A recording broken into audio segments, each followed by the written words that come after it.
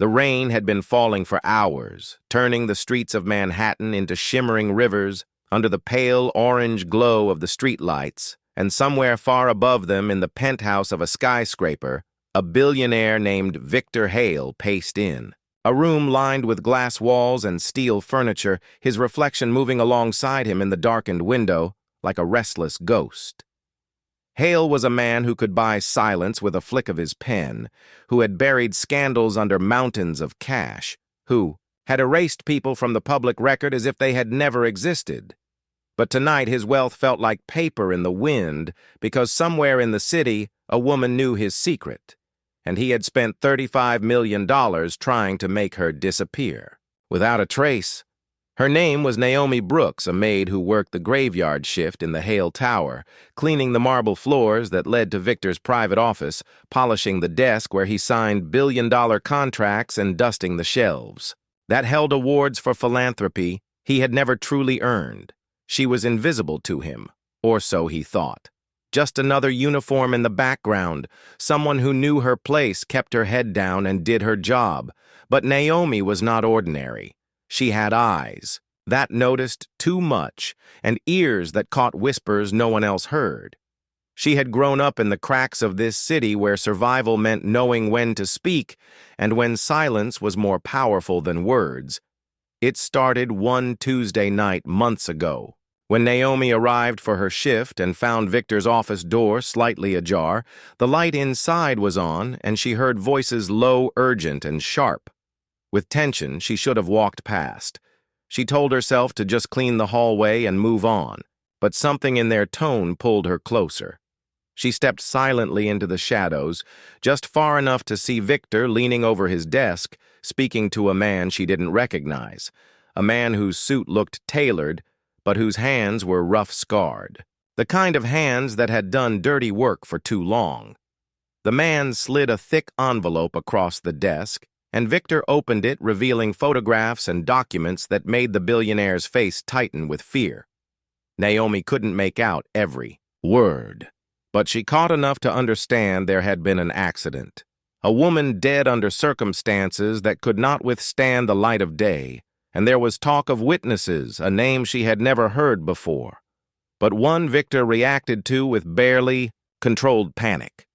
The man said something about tying up loose ends, and Naomi's stomach turned as Victor nodded in grim agreement.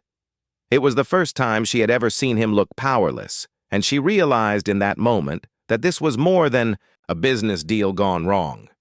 It was something lethal, something that if the wrong person learned about, could shatter his empire. She left that night, shaken, telling herself she had imagined the whole thing. But over the weeks that followed, she began to notice more small things. Victor receiving calls in the middle of the night, his security team changing shifts unexpectedly, new surveillance cameras installed in hallways that never needed them before, and the man with the scarred hands appearing, again and again in the building, like a shadow. Naomi didn't mean to collect the pieces of the puzzle, but they seemed to fall into her lap until she had enough to see the picture clearly, and it terrified her. The first time someone followed her home. She tried to convince herself it was coincidence, a man in a gray sedan idling across the street when she left the subway, but the second time and the third time, it was harder to ignore, especially when she caught a glimpse of the driver in the reflection of a store window and recognized him from the building's security detail. That was when she started keeping notes, hiding them in places no one would think to look behind loose bricks in the basement boiler room taped under the lining of her cleaning cart and locked in an old metal lunchbox buried beneath a pile of rags in her locker. It was these notes, the dates, the times, the overheard fragments of conversation that turned Naomi from an invisible maid into a threat worth $35 million of Victor Hale's money, because when the people trying to find her eventually searched her apartment and found nothing, they realized she had hidden what she knew somewhere else, and they would have to flush her out to get it. The night it all came to a head, Naomi was mopping the marble floor outside the conference room when she heard the elevator doors open behind her and two men stepped out, their footsteps heavy, purposeful. She kept her eyes down, but her pulse quickened because she recognized the way they moved, as if the hallway belonged to them and everyone in it should disappear. They passed her without a glance and went straight into Victor's office, the door closing softly behind them. Naomi thought she could breathe again. But then the door opened just as quickly, and one of the men, a tall one with cold eyes, called out, "Hey, you! The boss wants to see you for a moment." Every instinct told her to run, but she forced herself to walk toward the office, each step echoing in her ears. She entered, and Victor was standing by the window, his back to her, the city glittering beyond him. He turned slowly, and his smile was almost friendly, but his eyes were not Naomi. He said, "I hear you've been paying close attention lately." She tried to play dumb, but Victor didn't waste time. He walked toward her and said, "You've been in places you don't belong, hearing things you shouldn't hear.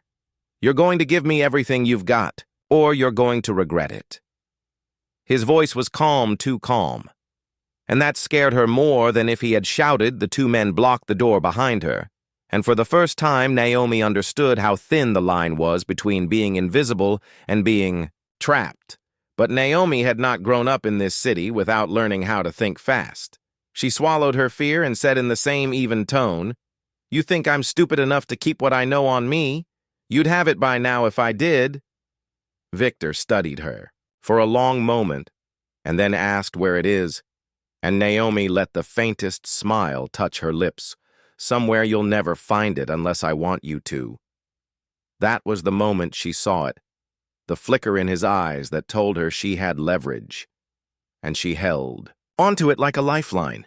The silence in the room stretched until it felt like the walls themselves were listening, and Naomi stood perfectly still, letting Victor's stare weigh on her, because she knew every second she didn't flinch was a second she was still in control. Finally, Victor turned his back to her and looked out at the city again, his reflection in the glass, almost dissolving into the storm clouds outside. Then he said in a low voice, "You've made a very expensive mistake, Naomi, a mistake that's going to cost you everything you think you can hide, but I have resources you can't even imagine." Naomi didn't answer because she knew the only thing more dangerous than speaking now was speaking too much. She simply turned to leave, and the men blocking the door stepped aside, but their eyes followed her like the muzzle of a loaded gun. When she reached the hallway, she forced herself to keep walking at a steady pace, but every instinct screamed at her to run. She finished her shift without another word to anyone, and when she finally left the building, she didn't go straight home. Instead, she took 3 different subway lines, doubled back through crowded streets, and ducked into a late-night diner she had never visited before. She ordered a coffee and sat in the back booth pretending to read a menu while she wrote a quick note on the inside of a napkin. "This is bigger than I thought. I'm going to disappear for a while. If you don't hear from me in 2 weeks, destroy everything you have." She folded the napkin, slipped it into a small envelope, and left it with the waitress along with a generous tip and instructions to give it to a man named Carl who came in for breakfast every Friday morning. Carl was one of the few people Naomi trusted, and he knew better than to ask questions. Naomi didn't go back to her apartment that night. Instead, she retrieved the metal lunchbox from her locker at work, took a cab to an all-night laundromat, and sat there under the harsh fluorescent lights until the city began to stir again. When the first rays of dawn broke through the glass door, she left the laundromat with a backpack stuffed with clothes cash and a prepaid phone she had bought weeks earlier on impulse. Now she understood why, by the time Victor realized she had vanished, she was already across the river in a dingy motel that smelled faintly of mildew, the kind of place where no one asked for ID, and the front desk clerk barely looked up from his newspaper she paid. In cash, took the key and locked herself in a room with peeling wallpaper and a flickering lamp. She kept the television on low, not to watch, but to drown out the sound of her own thoughts. Meanwhile, in the penthouse, Victor was not a man who took Humiliation lightly, he summoned his head of security, a thick-set man named Grant, who had been with him for 15 years, and told him to bring her back, no matter what it costs. Grant didn't ask questions either, but he did make a phone call to someone outside the company, a private investigator named Lena Voss, known for her discretion and her ruthlessness. Lena had found missing heirs in Brazil, stolen art in Europe, and a runaway CEO in Cambodia if Naomi thought she could hide in a city. She had underestimated her enemy badly. The hunt began that very morning. Lena started by pulling security footage from every exit in the building, cross-referencing Naomi's last known movements with transit camera feeds within 6 hours she had. Narrowed down the route Naomi might have taken, and by the end of the day she had a list of locations Naomi had passed through, including a diner, where the waitress remembered her clearly. The tip had been too large to forget when Lena asked about the envelope. The waitress shrugged and said she'd already given it to the man who came in on Fridays. Lena's eyes narrowed, and she made a note to find this Carl Naomi. On the other hand, was not sitting still. She had grown up watching people vanish into the cracks of the city, and she knew the first rule of survival was to stay unpredictable. She changed motels every 2 nights, never used the same ATM twice, and carried everything important on her at all times, including the flash drive. Hidden in the lining of her backpack, it contained scans of the photographs and documents she had seen in Victor's office, the ones that proved there had been a cover-up after the mysterious death of a woman connected to him. One rainy night, a week into her disappearance, Naomi was walking back to her motel from a bodega when she caught sight of a woman leaning against a lamppost smoking a cigarette. Something about her posture made Naomi slow her pace. Then the woman flicked the cigarette into the gutter and started walking toward her. It was Lena. Naomi didn't know her name yet, but she knew from the look in her eyes that this was no chance encounter. Naomi turned abruptly into an alley and kept walking, her heartbeat in her throat. The alley was narrow, littered with trash cans and cardboard boxes. Naomi could hear Lena's footsteps closing in. She spotted a fire escape halfway down the block and, without thinking, jumped to grab the lowest rung, pulling herself up with a surge of adrenaline. She scrambled to the second-floor balcony and ducked inside an open window into the back room of a laundromat, startling an old man folding sheets. He looked at her curiously, but didn't say a word as she slipped out the front door, into the busy street. That close call made Naomi realize the net was tightening and she had to take a risk if she wanted to survive. She decided to go on the offensive instead of just running. She made a call from a payphone to a reporter she had read about a woman named Julia Cross who specialized in exposing corruption. Julia didn't answer, so Naomi left a message saying she had evidence that could bring down Victor Hale and that if Julia wanted it, she had to meet her in person. No police, no recordings. Victor got word of the message almost as soon as Julia did. Lena had tapped Julia's phone weeks earlier as part of another job, and when she heard Naomi's voice, she called Victor directly. He ordered her to set up a meeting that looked real, but was actually a trap. They would let Naomi believe she was delivering the evidence and then take her and everything she had in one move. Naomi suspected this might happen, which was why she had already made 2 copies of the flash, drive one hidden in the city, and another mailed to a destination only Carl knew about. The meeting would not be the endgame Victor expected, but Naomi knew it would be dangerous enough to decide who would walk away with the truth. The night before, the meeting. Naomi couldn't sleep. She sat on the edge of her motel bed, listening to the rain tapping against the window, thinking about how far she had come from the quiet woman mopping floors in an office tower, and how much she had seen in the past 2 weeks. She wasn't a spy or a criminal, but she had stumbled into a world where the stakes were measured in lives, not dollars, and she knew there was no going back. By dawn, she was ready. The cafe chosen for the meeting sat on a quiet corner 2 blocks from the waterfront, with wide glass windows and a faint smell of fresh pastries in the air. It looked harmless enough, but Naomi knew every table, every chair, every shadow could be. Hiding eyes, she entered slowly, scanning the room and spotting Julia immediately. The reporter sat near the back.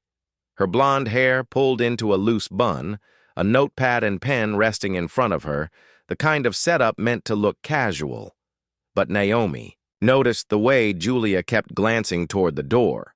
Naomi slid into the seat opposite her without taking off her backpack and kept her hands folded on the table. Julia smiled warmly and said, "You must be Naomi. I've heard a lot about you, Naomi's." Gaze was steady. I doubt most of it was true. Julia's smile faltered for just a moment before she leaned in and said, "I'm here to listen, and maybe to help Naomi." Leaned closer, lowering her voice. "There's no maybe about this. What I have is dangerous, enough to get both of us killed if we make one mistake. And the man it could destroy is the same man who sent people to hunt me down for the past 2 weeks." Julia's pen hovered above the page, but Naomi noticed her eyes flick to a mirror behind, the counter in the reflection. Naomi saw 2 men in dark suits enter the cafe and position themselves near the exit. They were subtle but not invisible. Naomi's stomach tightened. She recognized one of them from the night she left the building. Grant Victor's head of security. She shifted slightly in her seat, angling herself toward the back door without drawing attention. Julia asked, "Can I see the evidence?" Naomi shook her head. "Not here. Not now. I need to know." "I can trust you," Julia started to reply. But her gaze moved again, and Naomi felt it. The shift in the air, the way conversations in the cafe quieted slightly, the sound of a car engine idling outside. Her pulse quickened. They were boxing her in. She stood abruptly, causing her chair to scrape against the floor, and in that instant the 2 men moved toward her. But Naomi was already in motion. She grabbed Julia's notepad, tossed it to the floor, and used the distraction to slip between 2 tables toward the back hallway. She burst through the kitchen, startling the staff, and shoved open the rear exit. The alley behind the cafe was narrow with brick walls on either side, and a single delivery truck blocking part of the way. Naomi ducked under the truck's open tailgate and emerged on the next street, where she immediately blended into a small crowd gathered around a street performer. Victor watched all of this from the back seat of a black SUV parked across the street, his expression unreadable. Lena stood beside the vehicle door, a small earpiece in her ear. She gave him a slight nod. "She's better than I thought." Victor didn't look at her. His eyes stayed on the crowd where Naomi had vanished. "But there's no one better than me." Naomi didn't stop moving. She knew they'd regroup quickly, and this time they'd be closer. She ducked into a thrift store, grabbed a worn trench coat and a floppy hat from the racks, tossed a 20 on the counter, and left through the rear loading door. By the time she reached the train station, she was just another commuter in the morning rush. On the platform, she spotted Carl waiting in the agreed-upon spot, a small paper cup of coffee in his hands. His eyes lit up when he saw her, but he didn't smile. They both knew. This wasn't a reunion. It was a handoff. Naomi slipped him a folded sheet of paper with an address and a single word. "Burn it." Carl didn't nod, didn't speak, just turned and melted into the crowd. That was the last time Naomi saw him by. Now Victor was furious. The failed capture meant Naomi still had the evidence, and worse, she had outside help. He doubled Lena's fee and told her to use every resource to find her. Lena didn't waste time. She planted false leads on social media, created fake job listings in Naomi's name, and even staged sightings in cities hundreds of miles away. But Naomi wasn't taking the bait. She stayed low, stayed moving, never leaving the same trail twice. What Victor didn't realize was that Naomi had begun leaking pieces of the evidence anonymously, small enough to be dismissed by themselves, but damning when put together. Financial records, property deeds, and confidential memos started appearing on obscure blogs and whistleblower forums. Julia, meanwhile, had pieced together enough to know the story was real and the danger was worse than she'd imagined. Finally, Julia reached out to Naomi again, this time through an encrypted channel. She promised no traps, no tricks, just the chance to get the whole truth into the public eye. Naomi hesitated but agreed to one last meeting only if she could choose the location. She picked a public library in the middle of the day, surrounded by families and students. Not an easy place to stage an abduction, but Victor was not going to let her walk away. This time he planned something bigger, something that would either end with Naomi in his hands or not at all. The library smelled faintly of old paper and carpet cleaner, and the low hum of air conditioning blended with the rustle of pages. Naomi arrived 20 minutes early, taking a seat at a long oak table near the large front windows. She wore a faded hoodie and kept her head down, but her eyes never stopped scanning. She noticed the exits, the fire alarms, the security desk by the door. Every detail mattered. Julia entered exactly on time, dressed in a simple gray blazer with her notepad tucked under her arm. Her smile was faint but genuine, and she sat without a word. Naomi slid a manila envelope across the table.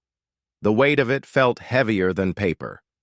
Julia hesitated before touching it, almost as if she could feel the danger radiating from inside. Before Julia could open it, Naomi spoke quietly. "This is everything. Names, dates, account numbers, offshore transfers, hidden properties.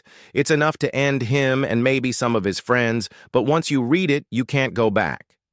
Julia's hand trembled slightly as she pulled the flap open. Inside were printed spreadsheets, photocopied documents, and photographs of Victor with various government officials, some in private locations, others in meetings that were never supposed to be. Public Julia whispered, "How did you get all of this?" Naomi's voice was low. "I cleaned his office, I cleaned his penthouse, I cleaned his yacht. You learn what people think you don't see, and you hear what they think you don't understand." Julia was still processing when the sound of heavy boots echoed faintly from the lobby. Naomi stiffened and glanced toward the front doors through the glass. She saw them men in dark suits moving in fast. She recognized one from the cafe and another from the night in the parking garage. Victor himself wasn't there, but Lena was her black leather jacket standing out in the sea of muted library colors. She moved with purpose, eyes locked on Naomi like a hawk. Naomi grabbed the envelope back and stuffed it into her hoodie. "We have to move now." Julia blinked but didn't argue. She grabbed her bag and followed Naomi through the stacks. Naomi led her toward the rear of the library, weaving between tall shelves of history books and computer terminals. They slipped into the archives room, a place few patrons visited. The air was cooler here, and the single window was locked, but Naomi wasn't looking for a door. She was looking for the maintenance hat she had spotted last week when she scouted the place. Lena's voice carried through the quiet. "Naomi, we can make this easy. Give me the papers and you walk out alive." Julia's breathing quickened. Naomi didn't reply. She found the hatch and yanked it open, revealing a narrow service corridor that smelled faintly of dust and metal. She pushed Julia inside and crawled in after her, closing the hatch just as footsteps entered the archives. They moved quickly through the dark space, the sound of their knees and hands on metal echoing softly. After several turns, they emerged into the boiler room. Naomi checked the door. It was unlocked, and they slipped out into the alley behind the library. But as soon as they stepped outside, Naomi knew they weren't free. A black SUV idled at the corner, engine running. A man in a suit stood beside it, scanning the street. Naomi shoved Julia toward a narrow gap between two buildings. "Run and don't stop." Julia disappeared into the shadows. Naomi stayed just long enough to draw the man's attention before vanishing the other way. The SUV peeled away, trying to follow, but by the time Lena reached the alley, Naomi was gone again. Lena cursed into her earpiece. "Victor won't like this." 2 hours later, Naomi sat in the back of a city bus, the envelope still with her. She had made her decision. Julia couldn't publish yet. It was too dangerous instead. Naomi would release the files in waves, making it impossible for Victor to stop them all, and each leak would pull more attention until he couldn't hide. That night, Victor sat in his penthouse, staring at a glowing map on his wall, tiny red dots tracking sightings and leads all over the city. He poured himself a drink and said quietly to Lena, "She's good, but everyone has a weakness." Lena nodded. "I'll find hers." Naomi knew they were coming harder now. The $35 million bounty had grown whispers in the underground, said Victor was willing to pay more if she was brought in alive. She also knew that meant they wouldn't stop until she was silenced, permanently, and the only way to survive was to end this first. Naomi had no illusions about what came next. She knew there would be no safe houses, no friendly shelters, no sudden cavalry to rescue her. The truth had to come out, and it had to happen in a way Victor could not spin or bury. And that meant going to the one place he controlled completely, and using it against him. Victor's annual charity gala was the event of the year, a spectacle of crystal chandeliers and designer gowns under the guise of raising millions for causes that rarely saw a cent. Naomi had been there before, always in a pressed uniform, always invisible, blending into the background. While billionaires laughed and traded secrets, she knew the layout by heart, from the service corridors to the security blind spots. 2 nights before the gala, Naomi called Julia using a burner phone. "You'll see me at the event, stay close, but act like you don't know me. Bring a camera." Julia started to protest, but Naomi's voice was steady. "This is the only way on the night of the gala." Naomi wasn't wearing her maid uniform. She walked in through the service entrance in a sleek black dress, her hair pulled back and her face barely recognizable to the untrained eye. She carried no weapon except the flash drive tucked inside her. Clutch its contents timed to upload automatically to multiple newsrooms and public forums if she didn't disable the trigger within an hour. Victor was already working the crowd when she arrived, shaking hands and smiling for the cameras, his voice dripping with false warmth. Naomi stayed to the edges, weaving between tables where servers carried champagne. She could feel Lena somewhere in the room, like a storm waiting to break. Julia moved like a shadow near the press section, camera in hand, her eyes flicking toward Naomi only once, before she returned her gaze to Victor. Naomi waited until he stepped up to the podium for his speech, cameras flashing around him. She walked forward, every step echoing in her ears, until the room seemed to narrow to just him. Victor froze mid-sentence when he saw her, a flicker of recognition in his eyes, before his smile returned and he leaned into the microphone. "Ladies and gentlemen, it seems we have a surprise guest." Naomi stepped up beside him and took the microphone without asking, her voice calm, but carrying through the hall. "For years I cleaned your homes, I emptied your trash, I scrubbed your floors, and while you ignored me, I listened. I listened to the deals you made, to the lives you ruined, to the people you destroyed for profit. You thought I was invisible, but I was recording every word." The crowd murmured, cameras turned toward her. Victor's jaw tightened, and he reached for the mic, but she stepped back, holding it out of reach. "This man spent $35 million trying to find me, not because I stole from him, not because I hurt him, but because I know the truth about the empire he built on blood money, bribes, and threats. He destroyed families, he laundered millions through fake charities, and he paid off anyone who got too close to exposing him." Gasps rippled through the room. Naomi raised the clutch slightly. "In this bag is proof, everything you need to see. Bank statements recorded, calls, photographs, even the contracts he made with people willing to do far worse than kill." Victor tried to laugh dismissively. "Ladies and gentlemen, this is slander from a disgruntled former employee." Naomi pressed the button on the side of the clutch, and a small green light blinked. Online across the city, servers began uploading the files. Julia's phone vibrated, and she slipped out to make the first call to her editor. Security began to close in. Lena at the front, her eyes locked on Naomi. But before they could reach her, the massive projection screen behind Victor flickered to life, displaying the first of the leaked documents.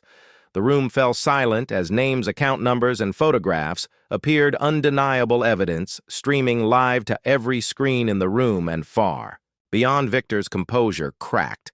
He lunged for Naomi, but she stepped aside, letting him stumble into the podium. "I told you I'd never be silenced," she said softly enough for only him to hear. "You made me invisible, Victor, but tonight the whole world sees me." By the time police arrived, half the crowd had already fled and reporters were shouting questions at Victor, who stood pale and speechless. Naomi slipped away in the chaos, meeting Julia in a side corridor. "They'll come after you harder." Now Julia warned. Naomi smiled faintly. "Let them. I'm done hiding." The next morning, headlines blazed across every major outlet. Billionaire empire collapses amid leaked evidence. Whistleblower unidentified the bounty.